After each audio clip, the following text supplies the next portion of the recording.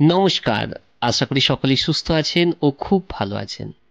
আজ আমি এসেছি বাঁকুড়ার শুশুনিয়া পাহাড়ে, যার উচ্চতা 448 মিটার, 1470 ফুট।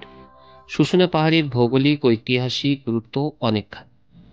ভৌগোলিক প্রেক্ষাপটে এই পাহাড় ভারতের দক্ষিণ পশ্চিমবঙ্গের একটি পাহাড়।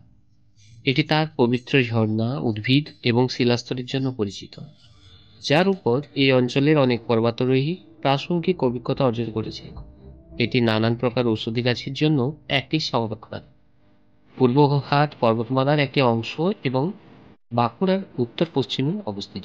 শুশুনিয়ার ঐতিহাসিক প্রেক্ষাপটে একটি সুপরিচিত প্রত্নতাত্ত্বিক এবং জীবাশ্ম স্থান। আশেপাশের এলাকা থেকে এশিয়াটিক সিংহ, জিরাফ, হায়েনা এবং অন্যান্য প্রাণী ও প্রজাতির জীবাশ্মের অবশেষ আবিষ্কৃত হয়েছে। এখানে একটি প্রাচীন খোদাই করা মনোলিথ নরসিংহ পাথর রয়েছে, যেখানে আরেকটি পাথরে গার্গেয়ল বা পাকা প্রক্ষিপ্ত নালা থেকে ঝর্ণার জল অনবরত বেরিয়ে আসছে।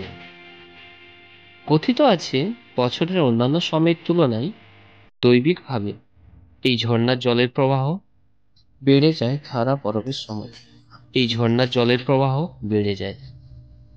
শুশুনিয়ার গ্রাম পাথর খোদাইকারী কারিগরদের আবাসস্থল। এই পাহাড় প্রত্নতাত্ত্বিক স্থান, যেখানে প্রস্তর যুগের হাতিয়ার পাওয়া যায়। বিশ্বাস করা হয় যে এখানে পূর্বে রাজা চন্দ্রবর্মন কর্তৃক নির্মিত একটি দুর্গ ছিল।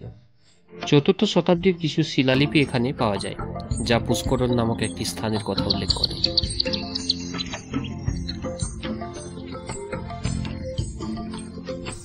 যা একসময় চন্দ্রবর্মনের রাজধানী ছিল। আধুনিক পাখন্না গ্রামকে প্রাচীন পুষ্করণ বলে মনে করা হয়।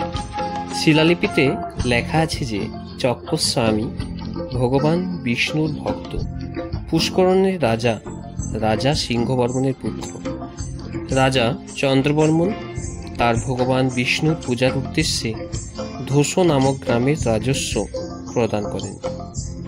শিলালিপির কাছে চাকা বা চক্রের প্রতীক রয়েছে এবং চাকার নিচের বাম দিকে একটি লিপিতে লেখা রয়েছে আরেকটি লাইন, যা এখনো পর্যন্ত পাঠোদ্ধার করা সম্ভব হয়নি।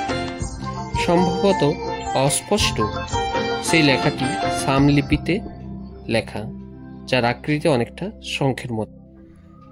প্রতি বছরের মতোই ঝর্ণার পবিত্র ধারায় পুণ্যার্থীদের পুণ্য স্নানের ভিড় বারে বারে যেন ভরে উঠছে পুণ্য স্নানের জন্য।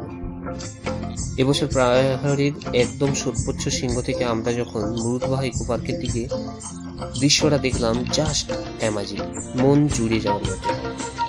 আপনারাও আসুন, উপভোগ করুন এই সুন্দর দৃশ্যখানা পাহাড়ের চূড়ো থেকে।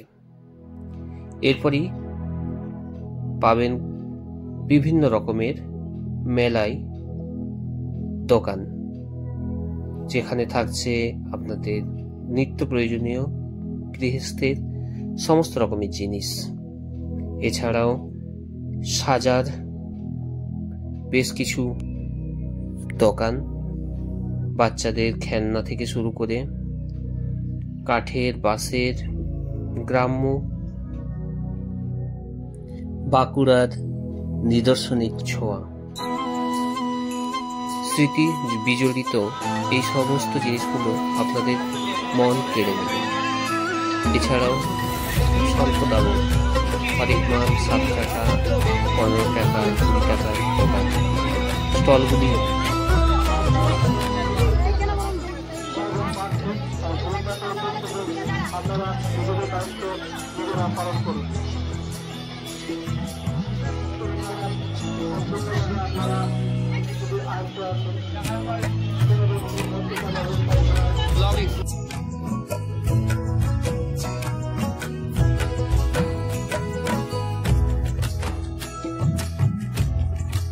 এছাড়াও এই মেলায় পাবেন পাথরে খোদাই করা মূর্তি, খড়া, শশার শিল, নড়া, সাংসারিক আরো নানান জিনিস।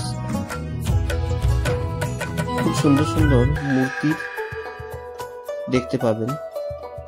কিছু দোকান রয়েছে যেগুলো বছরের সব সময় এখানে অবস্থান করে, আর বেশ কিছু দোকান যেগুলো কেবলমাত্র এই বিশেষ সময়টি চৈত্র মাসের মাঝামাঝি সময় ধরে বারুণী তিথিতে বারুণীর মেলা বসে।